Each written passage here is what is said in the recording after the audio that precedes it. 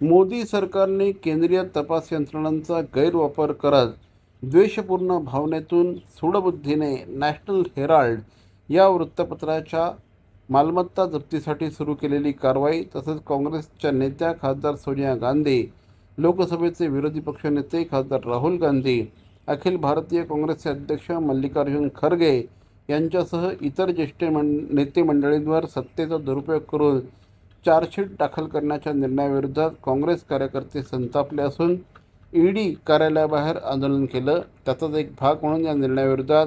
महाराष्ट्र प्रदेश काँग्रेसचे अध्यक्ष हर्षवर्धन सटपाळ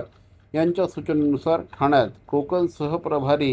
UB व्यंकटेश यांच्या नेतृत्वाखाली कोर्ट नाका येथे डॉक्टर बाबासाहेब आंबेडकरांच्या पुतळ्याजवळ महाराष्ट्र प्रदेश काँग्रेसच्या वतीने आंदोलन करण्यात आलं। या आंदोलनामध्ये ठाणे काँग्रेस अध्यक्ष विक्रांत चव्हाण यांच्यासह माजी खासदार कुमार केतकर, प्रदेश महिला काँग्रेस अध्यक्ष संध्याताई सव्वालाखे आणि इतरही मान्यवर सहभागी झाले होते। मोदी के खिलाफ नहीं, बीजेपी के गवर्नमेंट और मोदी को इंक्लूड करके जो आजकल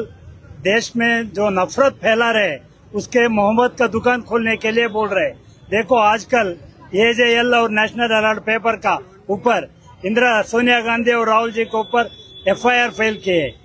जिसका कोई मकसद ही नहीं है,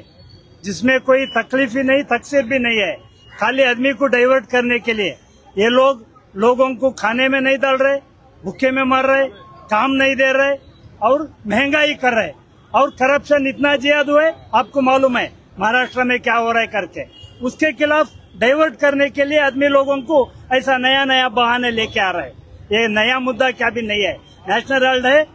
इंडिपेंडेंस का पहले का है, ऐसा आज का पेपर नहीं है। ठाणे शहरातील भवानी ज्वेलर्सची प्रति ग्रॅम केवळ 250 रुपयांची घडणावळ सोने, चांदी, हिरे आणि प्लॅटिनमच्या आधुनिक आणि पारंपरिक दागिन्यांचं विश्वासार्ह दालन Bhavani jewellers, ice factory, Talao Pali, station road Thane आणि कल्याण लाल चौक येथेही भवानी ज्वेलर्स।